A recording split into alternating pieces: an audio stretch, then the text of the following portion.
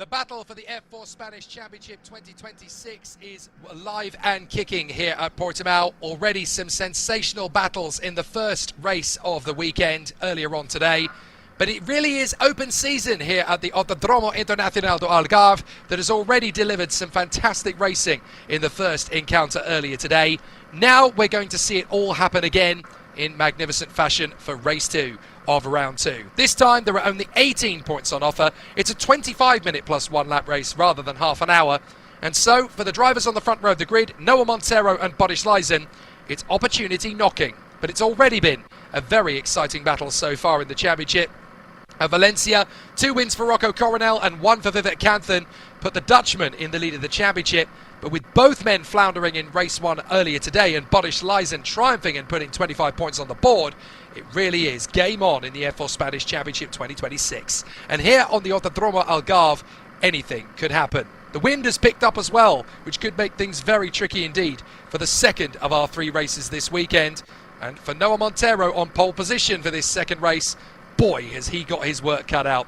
The Portuguese driver really struggled in the opening encounter, slumping all the way back to the bottom end of the top 10.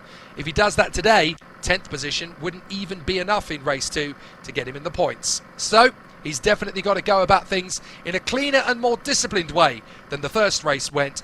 And with Kasper Schormans, Nathan Ty Fischer and Andrej Petrovic chasing him down, and with scores to settle after the earlier race, there's definitely going to be a lot to talk about.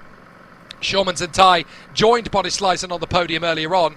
Ty Fischer, the youngest man in the field, still with a point or 2 to prove. And Andrej Petrovic desperate to get into the podium places after barrel rolling on the final lap of the earlier race today. Unfortunately, he's okay. Hopefully the car is too, and he'll be able to take his position for P6 without issue. But the championship leader, Rocco Coronel, well, he's got a headache. 7th position on the grid, alongside the race 1 pole sitter, Jakub Mikelev, Daniel Kelleher and Alish Pinheira rounding out the top 10. There are big battles everywhere else. Vivek Canthan only 11th on the grid for this one. Nasho Tunion 12th, and that girl Luna Flusha 13th on the grid alongside Elliot Kaczynski ahead of Simon Barbarella and Mickey Blaszkos. There are a few drivers out of position, but there are plenty who just want to establish themselves at the front once more. Definitely going to be an interesting battle from the outset. This shorter race, only the top 9 drivers scored championship points. So that means 18 for the win, 15 for second, 12 for third, and so on, down to 1 point for P9. You cannot afford to make a mistake in this 25-minute race.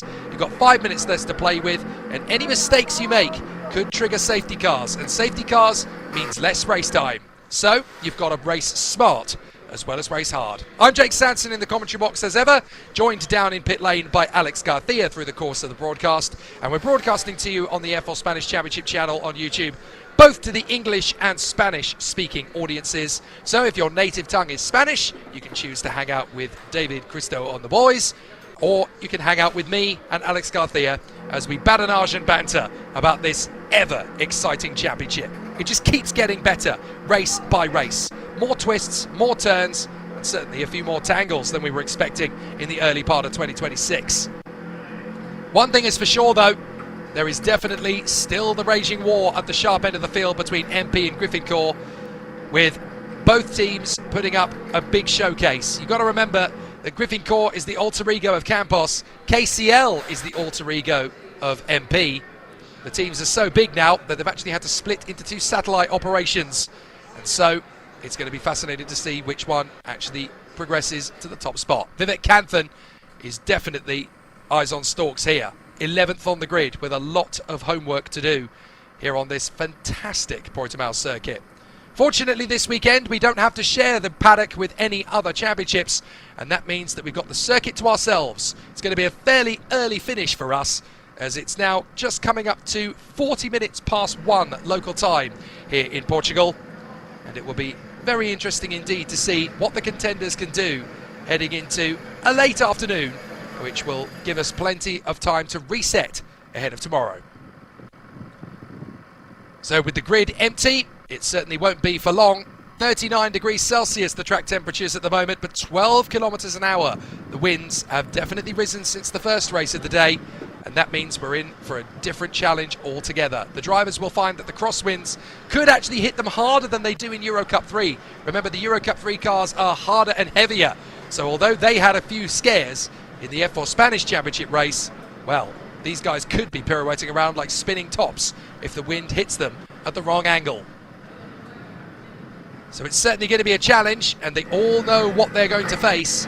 The cars are now being wheeled out of their garage boxes, and they will head out onto the circuit. They will do a reconnaissance lap, or maybe two, and then they'll form up on the starting grid itself, and we can talk a little bit more in detail about the battles that await them. And there are certainly going to be plenty of those. Rocco Coronel and Vivek Kanthan definitely playing catch-up so far this weekend. They will have a fresh qualifying session tomorrow, of course, to give them a chance to put themselves into a better position on the starting grid for the third and final race of the weekend.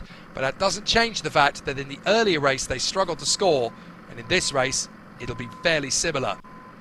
Noah Montero, the local hero though, is the man on pole position, carrying on the baton of the family left by his father Tiago, who was a fantastic competitor in Formula 1 and the World Touring Car Championship.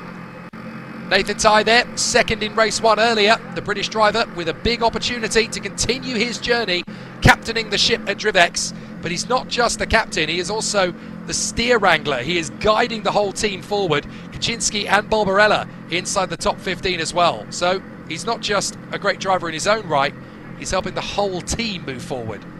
There is the Spaniard, Pablo Ricobono, who's hoping that he and the team at GRS are going to have a much better time than they did in race 1. Ricobono having to start from the pit lane, Miettinen not starting at all, and then Rodriguez in a last lap incident that really compounded the woes of the GRS team even further than they were already in. It's a glorious day, 27 degrees Celsius here in Portugal in the first weekend of June, on a circuit that's already delivered fantastic battles in both Euro Cup 3 and F4 Spain over the years. We won't forget too quickly in Euro Cup 3 a couple of years ago when we had a last lap badinage that saw Alex Abkasava lead the only lap of his career in Euro Cup 3 so far, the last lap that took him to the race victory for MP. But in this paddock, MP versus Campos has always been the name of the game. Will it be for much longer though? Because certainly in Euro Cup 3 the teams are climbing after them and catching up. Doesn't seem like it's going to be too long before the likes of Drifex, T-Code, Technicar, maybe even Palou could have a look at F4 in the future as well. But certainly as it stands at the moment, it's Griffincorp and KCL on the front row of the grid. That is code for Campos and MP. So on the front row of the starting grid, Noah Montero and Boris Leisen. This could be a fascinating scrap between the two of them heading to the first corner. Will it last longer than that? That's the big key factor. Well done to that boy that we just saw there as well, Yuzuki Sato, the Japanese driver for Monlau Motorsport. He is looking forward to seeing what he can do as he continues his journey through the motorsport career mode. He found himself in a good position earlier on, because of course he was a fantastic karting driver last year, winning the FIA Karting Academy trophy in the senior category. As I mentioned to you before, Jake Sanson here in the commentary box, Alex Garcia down in pit lane. And for the second race of this weekend, buddy, wow, this could be an interesting one. Noah Montero back on pole position, but we saw how much he struggled in the earlier race. Have they got rid of whatever jinx was riding them, and can he turn this one into an 18-point victory dance? Hello again, Jake. And I think, thinking about Noah Montero, that he fell victim to what is essentially the reality of the current 2026 Formula 4 Spanish Championship, which is when you have a good position, but you have a pack of hungry wolves behind you. When there's a restart, you always have a chance of somebody taking a big risk. And if somebody takes a big risk, there's a chance that it may work out. We have seen sometimes it works out, and that's what happened to some of the rivals that Noah Montero had earlier on the first race today. Sometimes it doesn't, and this is what led to the crash that we saw between the two Technicar machines, and ended up with, of course, Andrei Petrovic upside down, and thankfully, it seems, with a repaired machine for this last race of the day. What can Noah Montero do? Well, I think he's, a highly performing young man. He has shown that he has good speed, that he has the talent, he has the mental fortitude to come back from that difficult race, and especially at home, show that he can do it. This is important, and if he manages to come back from that, I would argue that this will make him even stronger than if he had had a couple of good races. So let's see if he does manage that. Now we've talked about this quite a lot in recent weeks. We've talked about Canthan, Montero, Coronel, Tai. They've been the big four in this championship, with Andrej Petrovic creeping in from time to time. But what about Boris Leisen? Now we know that the Spanish Winter Championship pace that we saw from him wasn't just a flash in the pan. It's permanent. It's here to stay. He was quick at Paul Ricard. He's quick here. Could he become one of the youngest F4 Spanish champions we've ever had? I don't see why not. Again, it's one of those things. When you start getting those results, it's a bit like a snowball effect. The more you get good results, the faster you go, the more confident you are, and the more confident you are, the easier these things come to your camp. So if all that continues, he is definitely going to be a factor. Now, fighting for the championship, those are big words, but I don't see why not. He has shown he has the speed. He definitely and absolutely has the right squad to do it, and so why not? Let's see this weekend how he manages today's race and of course tomorrow's. But if he keeps it up, he's definitely going to be up there for the rest of the season. I can see that. And we can see how competitive things are getting. Everybody knows just how big the chance is to succeed in the F4 Spanish Championship. If you go back to the 2019 season, every single year, apart from the late great Delano Van Toff, who almost certainly would be in this particular collection of drivers, and Thomas Strauven, who's now in Euro Cup 3. But every single champion since 2019, Franco Colapinto, Kaz Havercourt, Nicola Tsolov, Theophile Nile, Mathieu Kolnagi, they have all ended up in the Formula One paddock in one shape or another.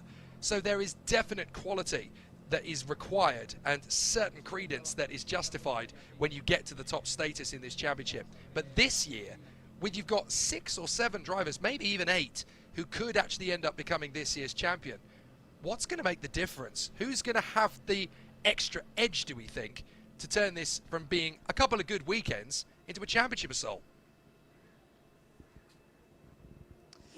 If I knew that, I would probably be approached by some of these teams to give them the key to the championship.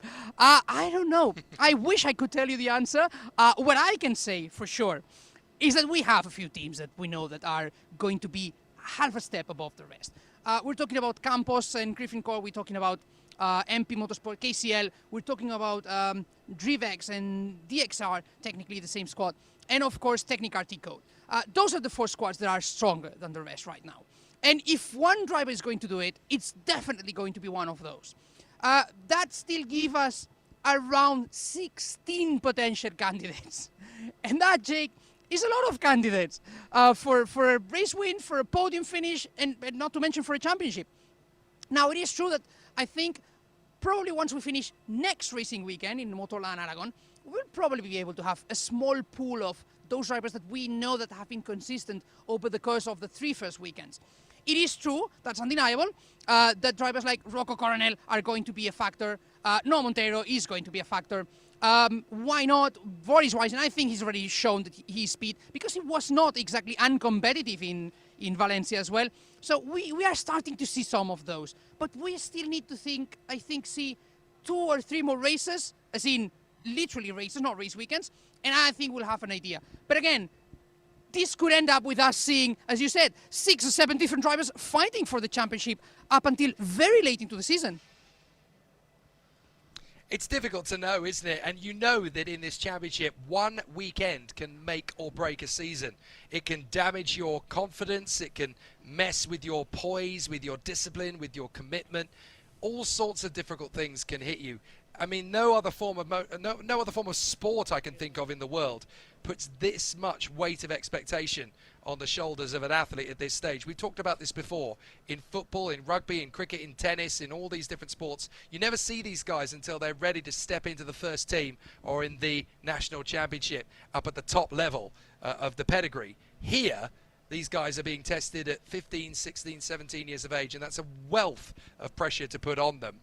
One of the things that really I felt was worth taking a note of from race 1 was how many drivers were knocking on the door of that top 10 for the first time. We're really starting to see now some great performers coming through in the midfield. We're seeing people like Kaczynski, we're seeing Barbarella, even Mickey Blaskos. His race was short, but he was right there to be counted in the mix. You're seeing a lot more drivers now who have got that little bit more candor from that first weekend. A lot of lessons were learned in Valencia, and these drivers are starting to take these scalps now. So we could see some more big moves in the midfield to try and get some more new names in that top 10.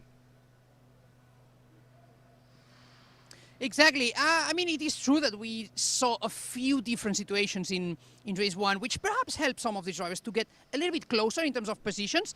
But it is still a fact that they did a good race, or good enough to be knocking at the points door. Motorsport is like that. Sometimes you just need that little bit of a push, a little bit of a luck on your side, and once you start noticing that you can do it, you change something in your mind. You suddenly, everything clicks. You have that confidence boost, and you take that last bit of risk, which is what makes you get to the points, or to the top 5, or the top 3, or to get to a win, of course. But as you said, Jake, if we're talking about potentially 15, 16 drivers who could be fighting for top positions, we have the other half, of which probably a dozen are good enough to score points relatively regularly. And to me, that just shows, once again, and I know we're repeating this a lot, it just shows us how small the differences are between being a top driver and being a driver who is regularly outside of the top 20, which sounds dire, but when you consider how small the differences are, it really isn't. Because being half a second away from the guy who's taking pole position, that is not bad at all. Yeah, and the engineers are not dumb. They will know exactly what the readouts mean. Even if a driver is coming home in 20th, 21st, 22nd position, if you're keeping within a few hundredths of a second, a few tenths of a second of the top spot man, then it's the rate of development. I was talking to Dan Wells, a great driver coach, about this the other day, and he was telling me, you know, it's not about the results necessarily at this level. It's the rate of the development. Can you take a driver at this stage of their career, and how far can you take them? You can have the ultra talented drivers who are first, second, third every time, but what's the path of development? What's the rate of development? Can you take a driver who's relatively good and turn him into a world champion? And that's what the engineers will be looking at. That's what they'll figure out in the telemetry data. That's the stuff that we don't really get to see. That's the stuff that always fascinates me. Now, I know you've got to go and speak to the Spanish viewers in a moment, Alex, but I'm aware of the fact that the wind has actually picked up again since the Euro Cup 3. It's now anywhere between 14 and 16 kilometers an hour. I'm guessing where you are on the start-finish straight, it's relatively okay, but around the back of the circuit, that could be a real challenge. That's what I was going to say, Jake. Right here where we stand, it is actually no wind at all. It is, of course, very hot. As you can see, not a single cloud in the sky. At the back straight though, and the back sector, especially the third sector, that's the trickier part. The wind is stronger there. So of course for the drivers that's going to be trickier. Right here though, as you can see, if you watch my hair, although it's shorter, so it's not so noticeable now, but we have no wind. So the temperature for the engine especially is going to be a little bit trickier. As you know, tires don't like the colder temperatures, but engines, on the other hand, they like the colder temperatures. So engines might run a little bit less power right now just because of that temperature change. Yeah, I've been to Portimao many times, and I'm aware of how difficult it can be at the back of the circuit with wind velocity when on the home straight, nothing at all. It's always fascinating how difficult this circuit can be at various times of the day. Alex, I'm aware you've got to go and spend some time with the Spanish broadcast, getting them ready for the race ahead. Thanks for your comments. We'll come back to you shortly. We'll come back. So for Rocco Coronel, the championship leader coming into the weekend, 7th position on the grid this time, much better than 11th in race 1 for the Dutchman. So he's definitely in a stronger position than he was, but this is clearly not a weekend where he is having the best of times. Do please keep your comments and your messages coming. We've got a little bit of an opportunity now to take some of your messages. It's always good to hear where you're watching from. Rigor obviously keeping an eye closely on Andrej Petrovic, cheering him on. Clearly a Serbian motorsport enthusiast. So hopefully there'll be plenty of good things for the viewers in Serbia for Andrej Petrovic. He'll certainly be wanting a decent result. There's also viewers keeping an eye on young Sato, Cool Japan 81. Keeping an eye on Yuzuki Sato. Definitely a very talented individual, and certainly with an eye of expectation on his shoulders. Having won the FIA Karting Academy Trophy last season in the RGMMC karting paddock, and also doing a fantastic job in senior karting prior to that. But of course, that is the championship that gave us Charles Leclerc amongst many other great talents. And of course, another former champion of that at the moment is the very talented IndyCar driver Konrad Zilic. Konrad Zilic, who is really starting to make waves in America at the moment. So certainly a very talented racer, and it shows you that winning in that championship is a very important one. So still the contenders looking forward to another exciting bout. We're going to see another exciting race ahead of us. 28 of the 36 cars out on the circuit. Now all 36 of them. My timing screen updated, thank goodness. So it's going to be a fantastic battle for all of the contenders. Yuzuki Sato in his first weekend. No relation to Takuma, by the way. It's a very common surname in Japan. I know that somebody asked me that in the gap between the races. Is Yuzuki Sato related to Takuma? I can tell you he's not. Takuma has two children, one of which is a racing driver. That is Rintaro Sato, who of course is now doing great guns in the world of the F4 Japanese and French championships. He actually made his Formula Regional debut back in Macau in 2024. But his daughter is not a racing driver as far as I'm aware, although of course that well could change. It tends to do so if they get the thirst for racing. But Yuzuki Sato, no relation for the Mondial Competition squad, and certainly with a big future ahead of him, and looking forward to seeing what he can do as the contenders are excited for what can happen next. So one of the drivers looking for another exciting bout. This year sees the reintroduction as well, by the way, of the Ladies' Trophy. We've had different winners of the Female Driver Trophy in the F1 Spanish Championship over the years. Marta Garcia back in 2017, Belén Garcia in 2019, no relation of course. Lena Bühler, the Swiss driver in 2020, Emilie de Reus in 2021, and the French driver Lola Levinfoss in the 2022 season. And now it is back in action once again for 2026.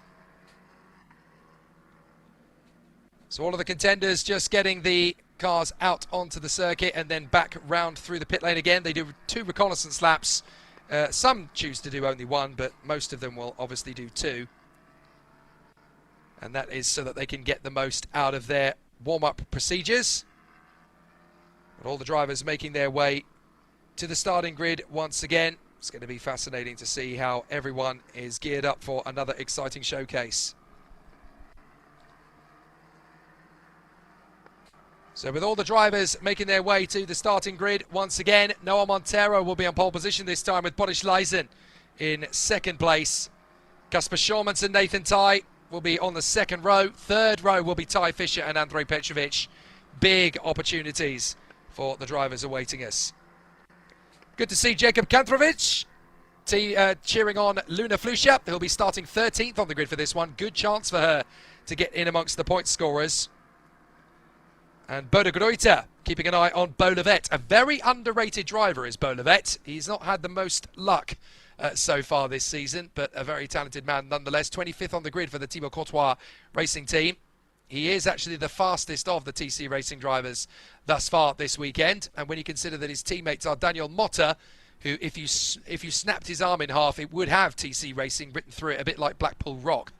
And Maria Neto, who is on home soil and a very talented racing driver in her own right, was part of the Tony Kart factory team for many years in karting before joining the Oviedo-based DBK Racing squad in Fernando Alonso's karting colours.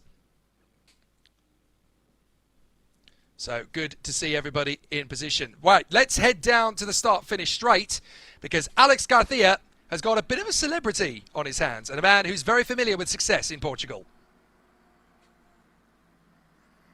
Exactly, we have a protagonist, or I want to say still a protagonist in motorsport. Of course, Thiago Montero, thank you very much for joining us here today. Of course, you are paying attention to Noah, who's starting from a good position now. How does a father live that difficult moment? I think it's more difficult to see it than to live it. 100%. It's so hard actually from the outside, you know. I've been in this position many times, and you have attention, you have stress, yes, but you are in control. You're your own, you know, you dictate your luck and your actions. From the outside, there's nothing you can do. You know, he's done a great job in qualifying. He's there.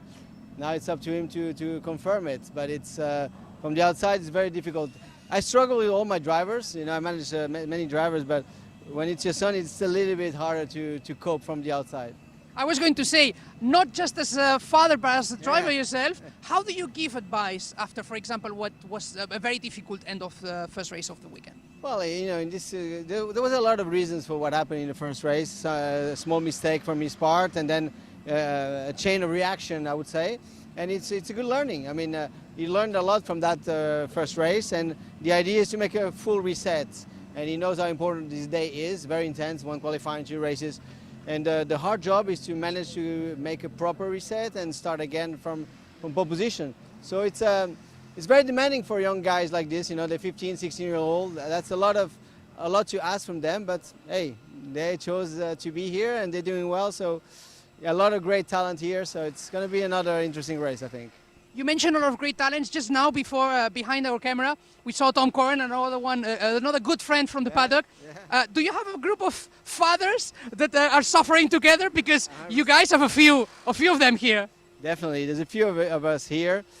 In other championships, there's a lot of sons of professional racers. So it's quite funny. We have the same issues, the same problems, the same fights, the same passion as well. So yeah, we exchange a lot. Tom has been a friend for 15 to 17 years, and Rocco and Noah have grown up together actually at our races, and now they're fighting each other. It's fun, great. It's nice to see, isn't it? Very good to see. Thiago, thank you very much again. Good luck and enjoy the second race of the weekend. Great to hear from Thiago Montero.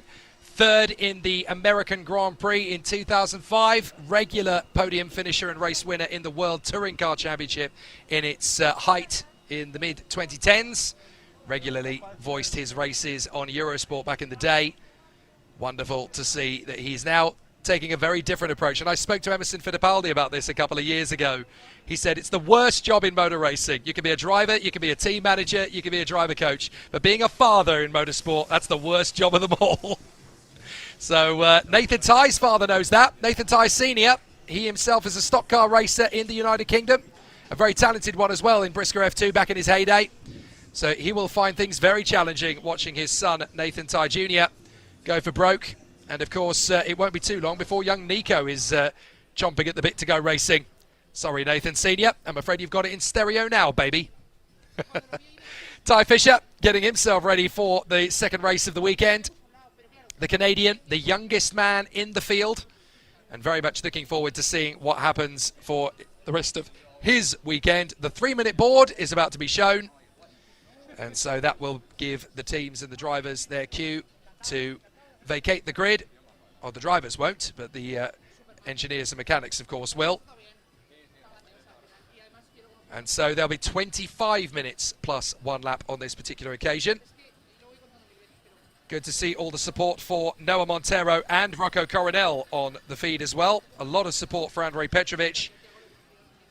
So it's definitely good to see everybody geared up and ready for the win. And a very good point there, as we obviously heard from Thiago Montero, father of Noah, but Tom Coronel, the father of Noah, and of course his uncle Tim, twin brother of Tom. Very talented racing drivers in their own right, of course.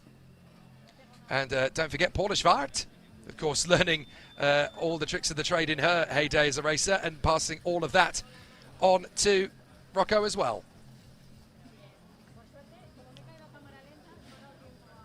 So the 1-minute board being prepared then at the start of the grid. And for the second time today, F4 Spanish Championship will go racing. It'll be the third and last race on the Portimao circuit today. But who's going to get the victory? Will it be Noah Montero or will it be Boris Lazen? Very hard to tell from the front end. And don't forget the catalogue of superstar drivers behind them. Kasper Schaumanns, Nathan Ty Fisher, Andrei Petrovic, Rocco Coronel, Jakub Mikulev. Green flag flies. Time to go for the final formation lap before the start of the second race of round 2. Bit of a slow start there from one of the T codes. Is that going to be a non-start? Is that going to be a pit lane start, I wonder? Well, the 36 drivers are certainly hopeful that they're going to move away. If that's a slow starter, as long as the whole field doesn't overtake, they can retake their position on the start again. And yes, it looks as though, I think it was Andrei Petrovic actually. No, my apologies, it was his teammate, Nacho Tunion. So Nacho Tunion, slow away, but because the whole field didn't overtake, he can retake his position in the starting grid once again. Haley Darby cheering on Nathan Ty, Jovana Jankovic, Ajmo Petrovic. Let's see if he can get the job done from a little bit further back than he would like. P6 on the grid, but it's certainly better than it was.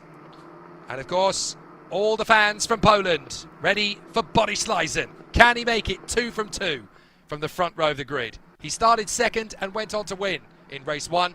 Guess where he's starting from this time? Second again. But this time the man to beat is Noah Montero, the man with the weight of the home crowd on his shoulders. Schaumanns, Ty, Fisher and Petrovic behind. Definitely going to be a tricky one. Let's go through the grid in full, actually. We've not had the chance to do that. Noah Montero, pole position. Borislavsson second alongside him on the front row of the grid. Kasper Schaumanns, third place from Nathan Ty alongside him. Ty Fisher and Andrei Petrovic, third row. Rocco Coronel, seventh on the grid from Jakub Mikulev, who unfortunately ended up dropping back after pole position in race 1. Then Dan Kelleher, ninth on the grid, the Irishman alongside Alice Pineda. Vivek Kanthan, P11. Nacho Tunion, P12. Luna Flusha has a great chance. She's in 13th ahead of Elliot Kaczynski. Then Simon Barbarella for Drivex and Miki Blaszkos for Monlau. Then the Portuguese talent Max Radek alongside Philippe Carras, the first of the Greek twins. Jensen Burnett, 19th on the grid, the Canadian alongside the American Rahim Alibai. Then Zoe Florescu, 21st. She'll want more than that. Felipe Rice, 22nd for the Netherlands. Yuzuki Sato in his first car racing weekend alongside Jean-Paul Carras. Then Beau Levet and Louis Cochet.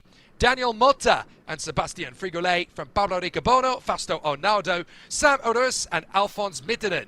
Then Marianito, Andre Rodriguez, Jordan Moodley, and at the back of the field, it's Rodrigo Martinez. So with the 36 cars hoping to make it to the finish line, will all 36 get there? The likelihood is slim. Things get very heated in the world of F4 Spanish Championship Racing, with the track temperature currently dancing at 40 degrees Celsius with 14 kilometers an hour crosswinds on the back end of the circuit. This is going to be trouble with a capital T. So the drivers line up in their positions. Montero, Leijzen, Schaumanns, Ty, Fisher, Petrovic, Coronel, Mikulev, Kelleher, Pineda, Kanthan, Dunion, Flusha, Kaczynski, Barbarella, Blaszkos, Radek, Philippe Carras, Burnett, Alibai, Florescu, Rice, Sato, Jean-Paul Carras, Levet, Cochet, Motta, Frigolet, Ricobono, Onaldo, Urus, Mittenen, Rodriguez, Nito, Moodley and Martinez. We wait for the lights to come on, and for the second time today, we'll be racing around the Autodromo Internacional Algarve in the F4 Spanish Championship Round 2 2026. Montero on pole on home soil. Will it be a home win? Let's find out and race again at Portimao. Terrible start for Leijzen initially. Montero's going to hold his nerve. A good start from Rocco Coronel by the look of it further back. But it's going to be Montero and Leijzen side by side to the first turn. Montero's held it. Leijzen round the outside trying to take on the Portuguese. And he's through. Leijzen into the lead. But Montero has the inside from turn 3. Leijzen still pushing it all the way. But Montero will not be denied. And the home star has taken the lead on the off-switch. Fantastic work from Noah Montero. So the home favourite leads the way. Leijzen in second place. Third place, that is the hard-charging Nathan Ty. He's worked his way forward in front of Kasper Schaumanns and Ty Fisher. Then it's Petrovic, Coronel, Kanthan, Mikulev, Kelleher, Tunion, Flusha and Kaczynski. Up the crest we go. And so far Montero has the pace on Leijzen. Yellow flags already. Turn 5, starting procedure. Possible jump start for the 78. Now that is all the way down the field at Marianito's door. But safety car already. So we've got problems. It's Jordan Moodley again, I believe. So Jordan Moodley in trouble. Well, there is Sam Urus as well. So Sam Urus having problems and a broken front wing. He's trying to get started and the front wing has lodged itself under the right front and he can't get moving. Oh, it's such a disappointment for Sam Urus. He really wanted more than that. Alphonse Mittenen got involved in that, so did Frigolet, Martinez, Rodriguez, Motta, probably all taking avoiding action for whatever it was that caused it, but safety car as Montero leads Lyjan, Tai, Shormans and Petrovic. So certainly not the easiest of starts, and for our man at the front end of the field, Noah Montero, he certainly made it very tough going on that first lap. But he certainly made it clear as well to Boris Lyzen, this is my track, this is my country, this is my opportunity, and you are going to have to wrestle it from my cold, dead fingers. Absolutely incredible from Noah Montero to really work himself to the bone on that first lap, and he holds the lead under safety car. Now he holds the cards for the next 5 minutes or so. Good chance for Nathan Tai to progress. Rocco Coronel remains in P7 in front of Mikulev. Canthan is up to 9th from 11th on the grid. Blucher is up to 11th, so she's made a terrific start. Don't forget, of course, that in this race, only the top 9 cars come home 4 points. So the drivers have got to follow the safety car in turn 5 using the FIM layout. That is the motorcycle layout, which is basically the shorter stretch. So they will turn left considerably closer to the back straight than they would normally. 22 minutes on the clock. Possible jump start for Marianito is yet to be confirmed as a penalty. And there you go, you can see the safety car having collected the field. They turn left now rather than down at the bottom of the hill, and that is because the safety team is at the actual scene of the incident, doing a recovery job to clear Sam Urus's car. Jordan Moodley apparently did not get going again, so I'm not entirely sure whether that was him not starting the race at all or whether he got involved in another incident. But all 36 cars did take the initial start. I wonder if Jordan Moodley had a problem unrelated to that incident, but certainly the South African is sadly no longer circulating. Sam Urus in the DXR is currently out of the race after an incident on the first lap. So safety car is in this lap. That was a quick clean-up job then by Sam Urus and the safety team. So we're only going to be under safety car for 1 lap. And so for Noah Montero, it's time to concentrate. You've got to keep those tyres and brakes to a decent temperature on the restart. Now, will he take a leaf out of James Zagotzi's playbook? He left it to the last possible moment to go racing again. It certainly worked out for him on his 2 restarts from the lead. So I wonder if it's going to be a last-minute manoeuvre, or is Noah Montero going to try and outfox the drivers a couple of corners back? I've seen restarts happen on this corner, and I've seen restarts happen on the line. It's tough to know what the drivers are going to do at Portimao. There are all sorts of options available to them. But Lyjan is geared up and ready. He wants to go. So very slow weave from Noah Montero. Doesn't have to go until he's ready, of course. He is the lead of the pack, and there he goes, drops the hammer. So Noah Montero goes for it, drops it down the crest, and then he'll rise back up the other side onto the home stretch. And on home soil, Noah Montero leads in Portimao as we go green, green, green, green once again here in race 2, round 2 of the F4 Spanish Championship 2026. And already Lyjan's got pressure from Tai, and he's not the only one. Looks like Coronel's already going for a move on Fischer. There could be 3 wide for 4th and 7th. As round the outside, Petrovic! Fantastic on Shormans. Andrej Petrovic puts himself into the play for the podium. Brilliant work from Andrej Petrovic, really hoodwinked Shormans on the restart, and so Andrej Petrovic now into P4. Good work from the Serbian. Down the back straight, and now Petrovic already hustling the top 3 drivers. He's got a good run on Tai. Tai's held up a little bit there by Lyjan, and Petrovic puts himself to the right side. So he's already putting Tai under some pressure. And on the restart, Montero leads Lyjan, Tai, Petrovic, Shormans, Fischer, Coronel, Mikulev and Tugnon. 9 drivers only score points in this race, so you've got to take full advantage of every opportunity. Lockups of the brakes, still cold after that safety car period. No further action as the safety car period was under investigation there. Aleix Pinheiro has dropped all the way to 22nd, but has kept going. So I wonder if he ran wide somewhere and lost the ground. But the race is still under green flag conditions on this third lap of the race. 18 minutes to go, plus a little bit of change and an additional lap. Montero, Leijzen, Ty, Petrovic and Schormans. And it looks like another couple of places lost for Bolbarella. So Bolbarella's had a difficult one, down to P20. But now you can see the retaliation from Kasper Schormans. He's not happy at being caught out there by Andrej Petrovic, and he's going to go straight for him up the crest. They're going to go side by side. And Schormans decides he's going to get back in the draft of Petrovic, but there's a lot you can gain in the toe. He's going to have to move quick. Petrovic is taking on Ty in the same breath, and he's going to be into third position. Great from Petrovic. He really is on it today. Denied a top 5 finish in race 1 on the last lap, but he's into the podium places in this one. Petrovic driving beautifully. Coronel up to P6 as well. He's got ahead of Fischer, and he's dealt with Tunyon and Mikulev for the moment.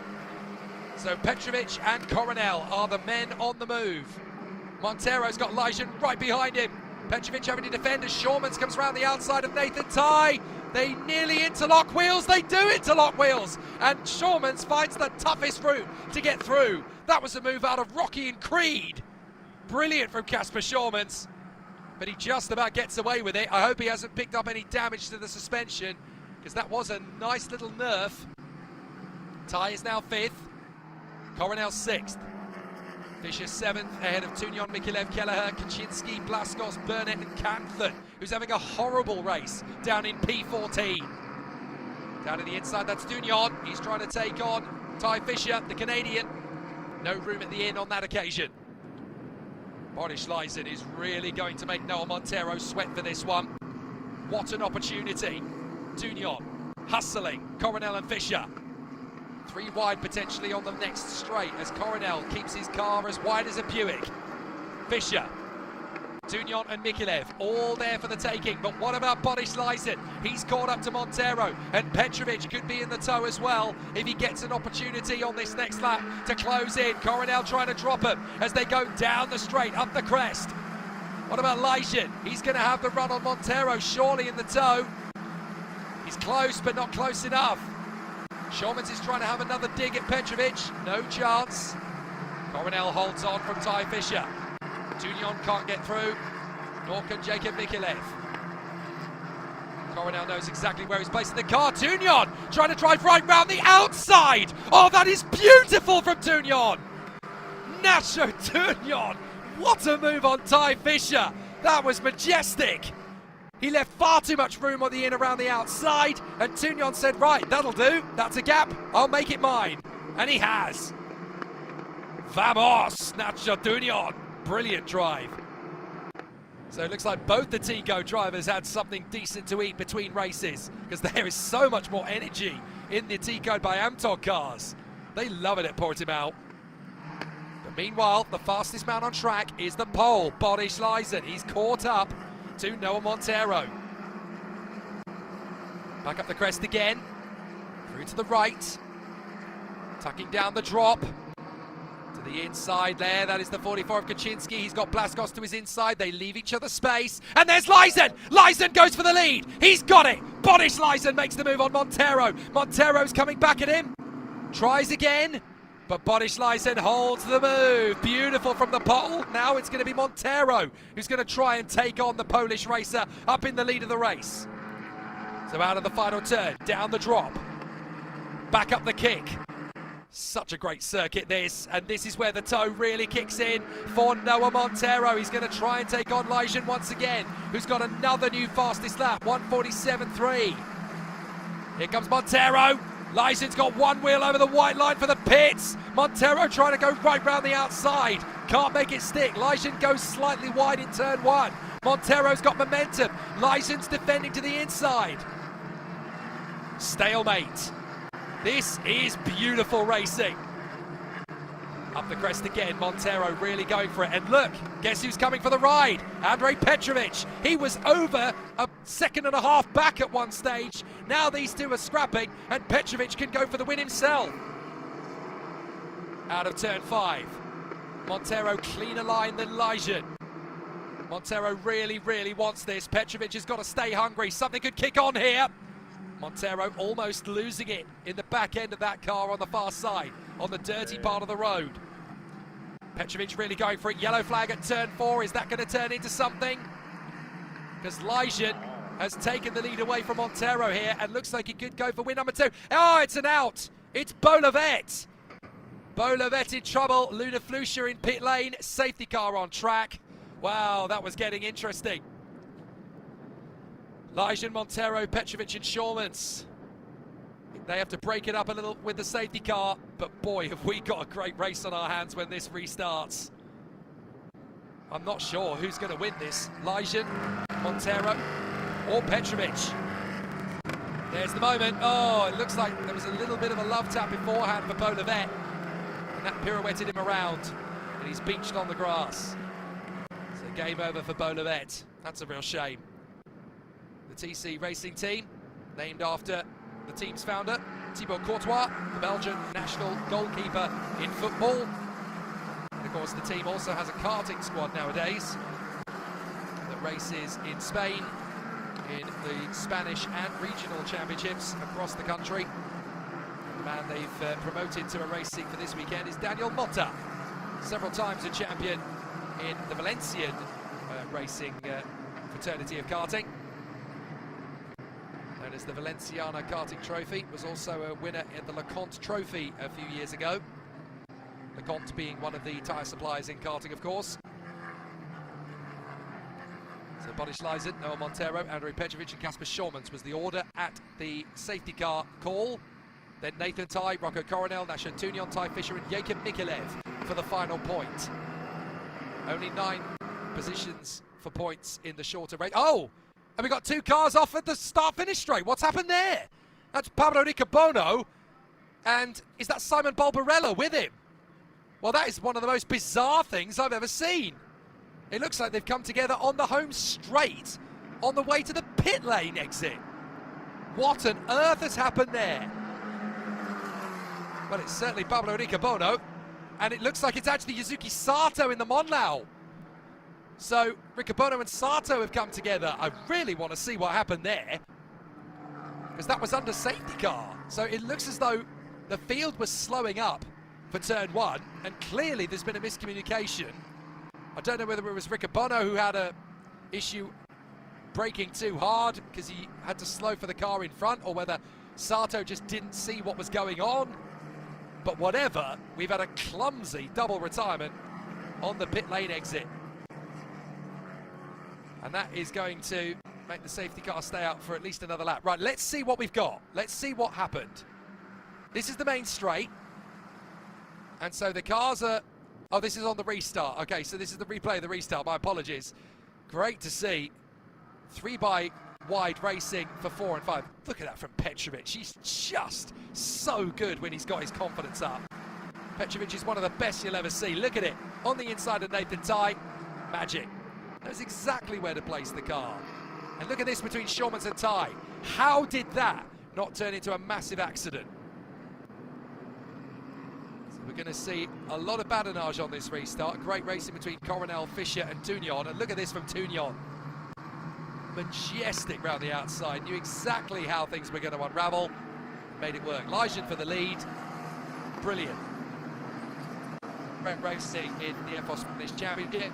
Never seen what happened other than the aftermath for Bolavet. But are we going to see what happened to Riccobono and Sato? I think it's going to be one of those incidents that we may never know the true story of. Certainly not for the moment. But there we've got 2 cars on the pit lane exit in the white divider between pit lane and race circuit. Sato in the back of Riccobono, and I have no idea how that happened. Not sure the race officials do either, to be honest. It's a very strange incident. So the field drops to 31 cars, and yet again, bad luck for Luna Flusha has put her in the back of the field, considering that she was on the charge for the points of, but this is the first stint in cars. They're having to learn the hard way that it gets difficult. So I've got a feeling that next year is going to be the year you're going to see a flying Luna Flusha push her way to the front. So Boris Leisen currently leading under safety car. What an immense talent this boy is. Seriously, 15 years of age, only older than Ty Fisher on this grid, and he's facing cannons to the right of him, cannons to the left of him, cannons behind him. All sorts of challenges along the way for Boris Leisen. He certainly found it difficult to cope with the tension and the pressure, but he's making it look fairly easy out there. So the pit exit is currently blocked. That's the message on race control.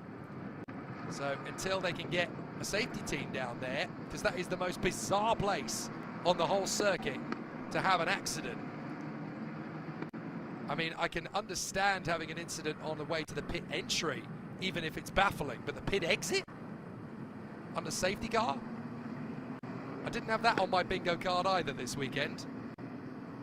The good news is that both Pablo Riccobono and Yuzuki Sato are okay, but interesting one. Great to see all your support for all of these fantastic drivers. Big shout outs to Rocco Coronel, to Noel Montero, and of course to Andrej Petrovic, definitely making the moves. Just call him Jagger. He knows what he's doing, doesn't he? So Boris Leisen leads them under safety car for at least one more lap, because the pit exit being blocked means we can't get started again for the moment. Montero second from Petrovic, Schurmans, Ty, Coronel, and Nashatunion. And there you go, one of the most bizarre scenes I have ever seen. It looks like the car's actually wedged into the back of the machine. I've never seen that before. I mean, I can laugh about it now because both drivers are okay, but, well, I've never seen two cars so wedged into each other that they're actually stuck together. That's like what happens when I try and build an Airfix model. So Boris Leisen leads Noel Montero under safety car from Andrej Petrovic, Kasper Schurmans and Nathan Ty. Rocco Coronel and Nashatunion, Ty Fisher, Jacob Mikulev, all in the points. Those that are outside the points, 10th place for Dan Kelleher, Miki Blashkos, Elliot Kaczynski, Vivek Canthan, Jensen Burnett, Philippe Caras, Rahim Alebay, and then Max Radek, Alish Pineda, Jean-Philippe Caras, Louis Cochet and Zoe Florescu, and then Fausto Arnado, Simon Barbarella, Maria Nato, Felipe Rice, Andre Rodriguez, Daniel Motta, Sebastian Frigolet, Alphonse Bitternen, Rodrigo Martinez and Luna Flusha. Everybody else is out. Pablo Riccobono, Yuzuki Sato, Bolovet, Samuel Rus and Jordan Moodley.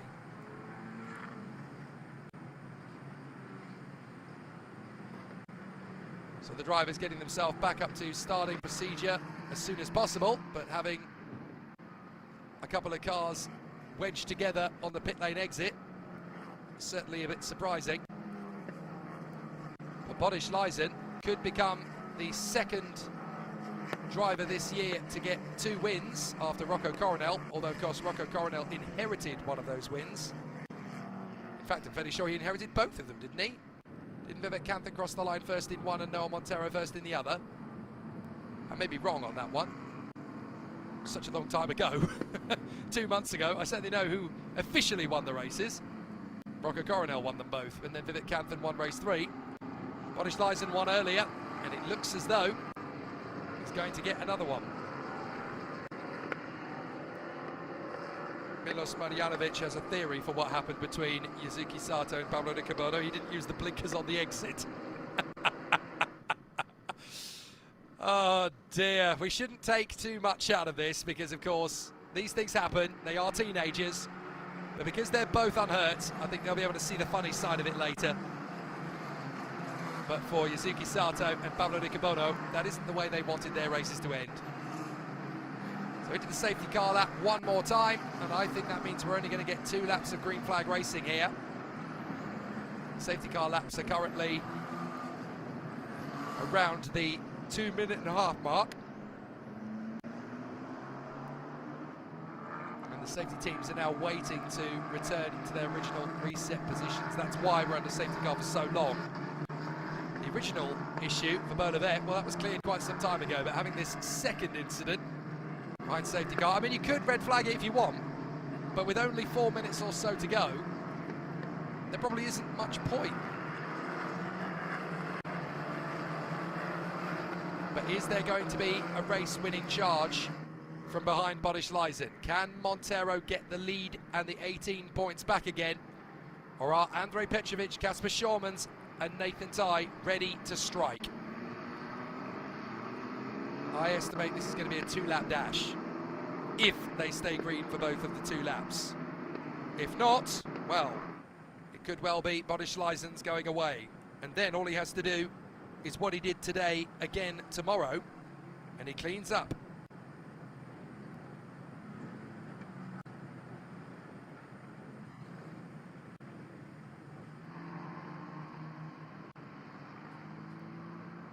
So now the contenders getting themselves warmed up because the safety car is in this lap. That is what we wanted to see. That's the message on race control we've been waiting for. 40 degrees Celsius track temperatures, 41% humidity, 14 kilometers an hour crosswinds on the back straight. 2 laps to go. Safety car in this lap. Leisen looking for win number 2. Montero desperate to win on home soil. Petrovic desperate to make up for the lost ground in race 1. All the ingredients you need for edge of your seat motorsport for the last 2 laps of this encounter. And I'm afraid 2 laps is all you're going to get. But at Portimao, 2 laps is all you need. Boris Leisen backs up the pack. Montero, Petrovic, Schormans, Tye, Coronel, Tunion, Fischer and Mikalev all ready to steal the win away from him. And it looks like he's gone already. Boris Leisen has dropped the hammer through the penultimate turn. He's decided to go for it early in the hope that he can pull clear, but there's going to be big draw and then there's going to be a big tow from Montero and Petrovic as we go green, green, green, green for race 2 once again. And look at Petrovic. He's already taking on Montero. That's what Leisen's banking on. He's hoping that Petrovic gets past Montero before Montero makes the move on him. And that's going to be sweet for Petrovic into second place. Now he's got just over a lap to try and catch and pass Boris Leisen. Can the Serbian do it? It took him long enough to get past Montero, and he's got a car underneath him that he believes in. Don't forget that car was upside down a couple of hours ago. This is an amazing comeback from Andrej Petrovic. Meanwhile, his teammate is in hot water. Nacho Tunion struggling to fend off from Tye Fischer. So Leisen, Petrovic, Montero, Schormans, Tye, Coronel, Tunion, Fischer, Mikalev, Kelleher, Kaczynski and Blaškos. Vivek Kanth, P13. No points on the board for him likely. And look at Petrovic. Not only is he doing the hard work to close in on Leisen, he's trying to drop Montero in the process. It's a tow on the home straight. Petrovic could win this. So up the crest. This is confidence for Petrovic. He's just got to keep it going. Through the left-hander. Leisen looks in his mirrors. Petrovic is right there. But Andrej Petrovic needs guessing. That's how he's going to win this race. So far, so good. Excellent for the Serbian and the border. Who's going to get the victory? Time has run down to 0. It's for Andrej Petrovic. He probably won't catch him into turn 1, but he may get a shot into turn 5. So up the crest. Use the toe. Last lap. 4 tenths of a second between Leisen and Petrovic. Petrovic is charging. He's not going to get him into turn 1, but he's certainly going to get close enough to have a think about him into turn 5. And we know that Petrovic is the last of the late breakers in F4 these days. So he's really got to hope that there's going to be a mistake from Leisen, the second youngest man in the field. But after his win earlier, Leisen will be a bag of confidence. Tye, 5th position in front of Coronel and Tunion. Fischer trying to get involved in that again. Schormans is going to have a think about Montero. It's going to be a late braking manoeuvre needed. Petrovic has done what he needs to do to line himself up, but is he going to be close enough to get an opportunity? I think Leisen's doing everything he needs to get clear. Leijzen, Petrovic, Montero and Schaumanns. Nathan Ty going well. In 5th position to hold on from Coronel, Tunion, Fischer and Mikilev. But Boris Leijzen, with all the pressure on him, has got to cope going into the 3rd and final sector of the lap with Andrej Petrovic pushing him to extremes. Petrovic on the curbs. Andrej, that's not going to give you a win. He's now going to be under pressure from Montero on the last lap. It's Petrovic that makes the mistake, not Boris Leijzen. So now Petrovic has got to defend his position from not only Montero, but probably Schaumanns as well.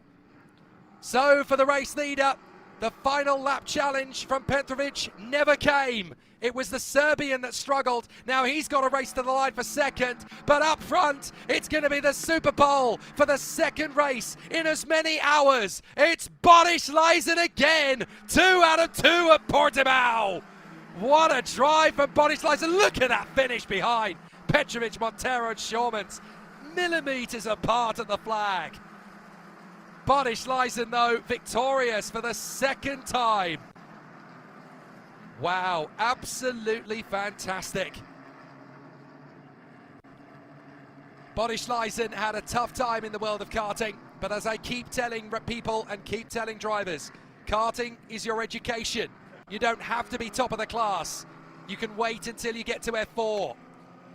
I've seen it so many times before. Remember Nikola Tsolov, when he had so many struggles in karting, he could barely finish a final. Then he came to the F4 Spanish Championship, boom, victory, several times over. Now he's on the Monaco Grand Prix weekend, hoping to continue his incredible F4 Spanish Championship win charge into the Grand Prix scene. And Boris Leijzen, who always struggled in karting, it never quite came together. Well, it's coming together now, when it counts. Good effort from Noel Montero today, 3rd position on home soil. They're going to have to go back to the working desk and get themselves ready for qualifying tomorrow morning for race 3.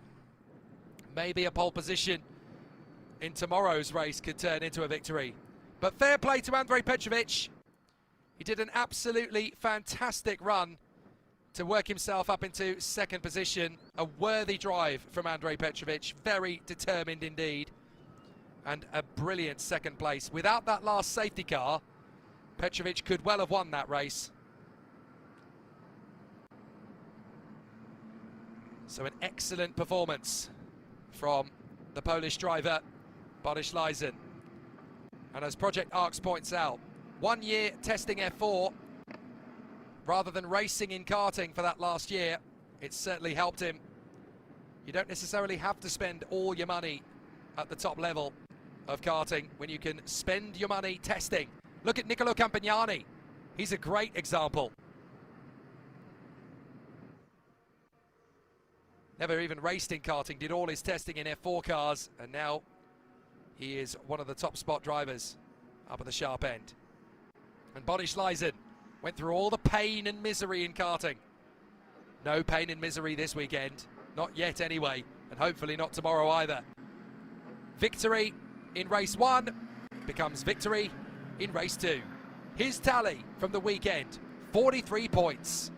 That's the maximum. And suddenly, after a tough weekend at Paul Ricard, Boris Leijzen has done the double on Saturday in Portugal. Awaken the championship fight for the Super Pole. Boris Leijzen is a championship contender. Never mind a rookie winner, he's got his eyes on the title. It is so hard to win 2 races in 1 day. Boris Leijzen made it look easy. What a start to his 2026 title aspirations. 43 points and 2 wins out of 2 for Boris Leijzen today. 2nd for Andrej Petrovic, what a drive. Montero 3rd in front of Kasper Schaumanns and Nathan Ty. Rocco Coronel P6 in front of Nacho Tunion, Ty Fischer, and at least Jacob Mikilev gets a point out of today's efforts. Dan Kelleher just missing out on the points in that one, ahead of Vivek Kanthan, who fought back to 11th place. Elliot Kaczynski in 12th, from Miki Blaškos, Filip Karas, Jensen Burnett and Aleš Pinera. Then it is Rahim Alibai from Max Redek on home soil in 18th, in front of Louis Cochet in 19th position. 12 laps of racing. That's all you get in 25 minutes plus 1 lap when you've gone a long safety car. 20th position for Jean-Paul Carras in front of Zoe Florescu, who once again picks up the ladies' trophy. Fausto Bernardo, Simon Barbarella, Felipe Rice and Marianito in front of Andre Rodriguez, Daniel Motta and Sebastian Frigolet. The final finishers, Luna Flusha, Alphonse Mitternen and Rodrigo Martinez. Retirements, Riccobono, Sato, Lovett, Urus and Moodley. But what a day of domination from the Super Bowl. What a great, great weekend thus far. 2 races, 2 second places on the grid, 2 wins. Boris Lysen, the new Polish sensation. In karting, it was never his day. In F4, this is a glorious day. Twice.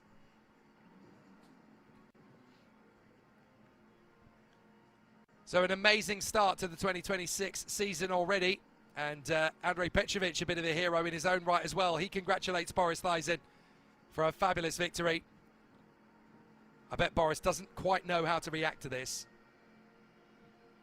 Got to remember, only one man in the field is younger than Boris Lysen, born on the 13th of December 2010. Represented his country in the FIA Motorsport Games in the karting sprint in the junior category at Paul Ricard in 2022. Now he's an F4 Spanish race winner regularly, twice in one day. That's good enough to talk to Alex Garcia.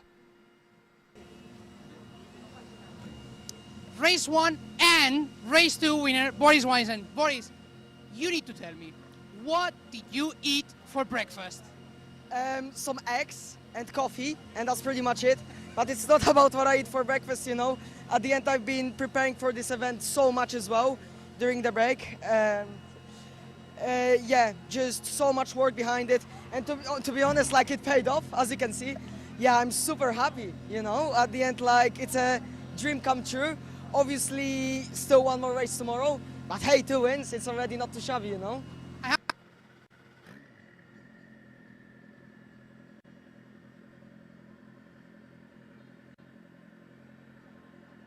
That's the goal. Today I proved that I can. Well, one of my favourite people in the paddock in karting, Boris Lysen. He always had an incredible smile on his face. Apologies for the break-up there in the feed. Yeah, just as I was getting out of the FIA karting route, Boris Lysen was getting into it, and he was always having miserable days at the office, but he always had a big smile on his face. He would always come and find me and say, I'm just going to keep working. That's all I need to do. Just keep working. Working, working, working. That's my job. So he knew from a very young age indeed what was expected of him and what he needed to commit to and how he needed to grow. And what a young talent he is turning into. A double winner for Poland now. Boris Lysen in the F1 Spanish Championship. Great start. And no doubt it's not going to be too long before he joins the greats of his nation in the historic championships performances that they have put on over the years. Of course, every Polish driver cannot fail to be inspired by their legendary superstar driver, Robert Kubica, who became the first Pole ever to win in Formula One in 2008. But there have been many since then, and even on the road to Formula One, you've got the likes of Roman Bielinski, currently in Formula 2, doing a grand job to work his way forward, and Maciej Gladish in Formula 3, putting on a great showing there for ART Grand Prix as well. Well, Boris Lysen is on the charge too, along with, of course, Kasper Stuka in Euro Cup 3. So there's so many great talents from Poland starting to emerge, and it is wonderful that they all get their chance to put on such a sensational bout. And while I'm at it, let's not forget Jan Podowski either, for RPM, doing such a great job as he combats for the win in Formula Regional, both in the Middle East and in the European Championship. Great competitors all, and great performers to carry the Polish flag in international competition. But Boris Lysen is certainly starting to turn some heads now, isn't he? Awesome. Absolutely awesome. And the rate of his trajectory, the rate of his development just keeps getting better. So there's definitely more where that came from for Boris Lysen. But if you'd have said this morning to the Polish driver. You're going to win both races today. He might not have believed you, but he would certainly have taken it. And now today, he's managed to put 43 more points on the board. And with that, I'm fairly sure he's just taken the lead of the championship. That puts him to 70. Rocco Coronel has come away with a handful of points from both races. Noah Montero has come away with a third and a bottom of the table point score earlier on as well. So Boris Leisen, by my math, it needs to be confirmed, but by my math, Boris Leisen is not only the leading rookie in the championship, he's the leader of the championship. There are a lot of long faces in that cool-down room, except for one, Boris Leisen, who cannot stop smiling. Such a lovely young chap as well. Really, really decent young professional. He's got a massive path ahead of him. But then you could say that about all four of the drivers sitting in that position.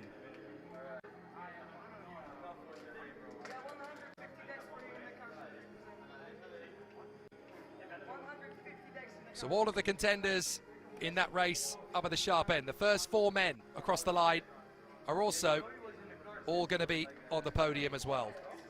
To the right as well, you can just about make up the kneecap of Andrej Petrovic.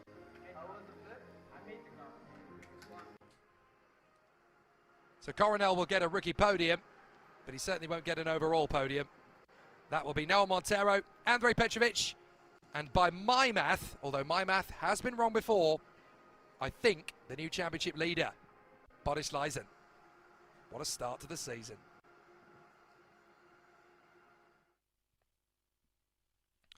So we can reflect on the first two races of the weekend with our man down in pit lane, Alex Garcia. Alex, I mean, if you'd have said coming into today before qualifying, oh, don't worry, both races will be won by Boris Leisen, I think you'd have been forgiven for snorting your tea back up again. But what a start to his weekend, and now a championship contender. Huge for him and huge for Polish fans for sure. 2 wins out of 2 so far. As you know, Jake, this is very rare in Formula 4 Spanish Championship. 3 out of 3 is rarer, so let's see tomorrow. But I keep one thing in mind: eggs and coffee. Apparently that's all that's necessary in terms of food. Now there's a lot of work that goes behind all that, and I'm sure that Boris and the whole MP Motorsport team have done their homework, because they've been amazing today. Let's see what they do tomorrow, but more than anything, let's see what the rivals do tomorrow. Because now they know what it takes to have to beat them. Now they have to do it. Right, now we know. Eggs of coffee. Breakfast of champions. Good to know.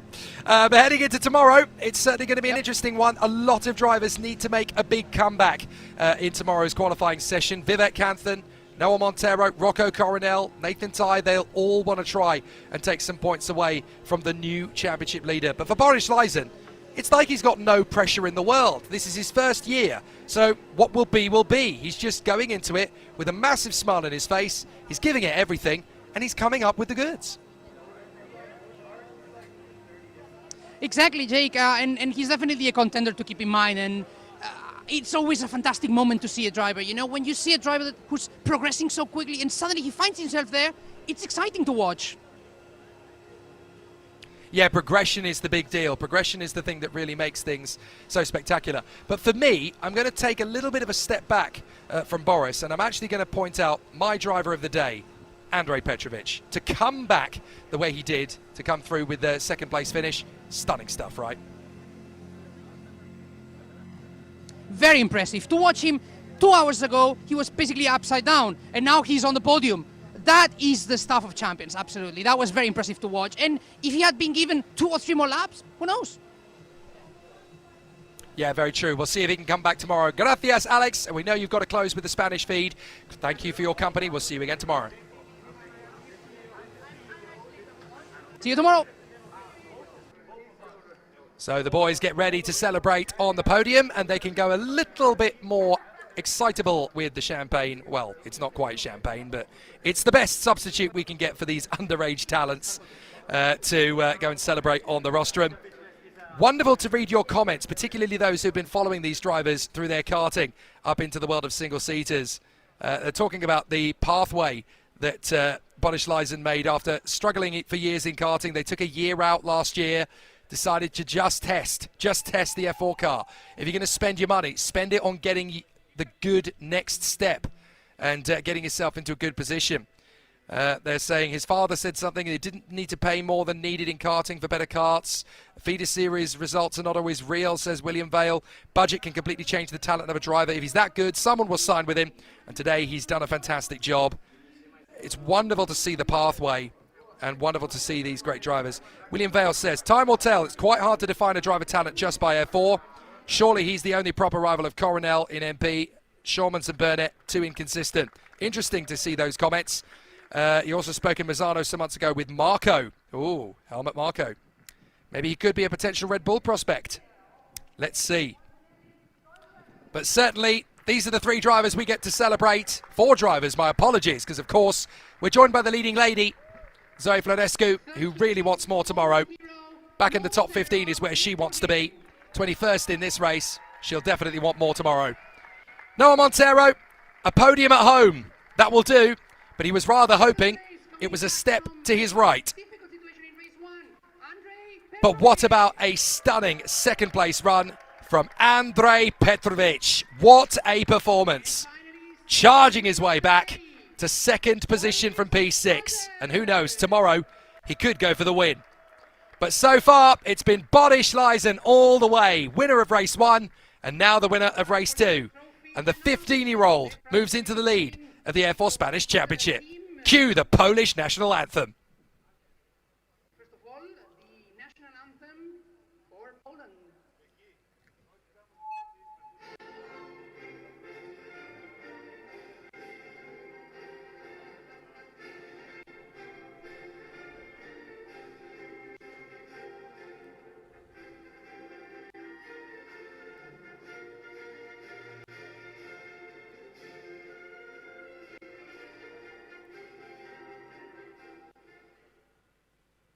Congratulations to all of you, and now, yes, finally time to receive those... In motorsport, you never quite know which way the wind's blowing.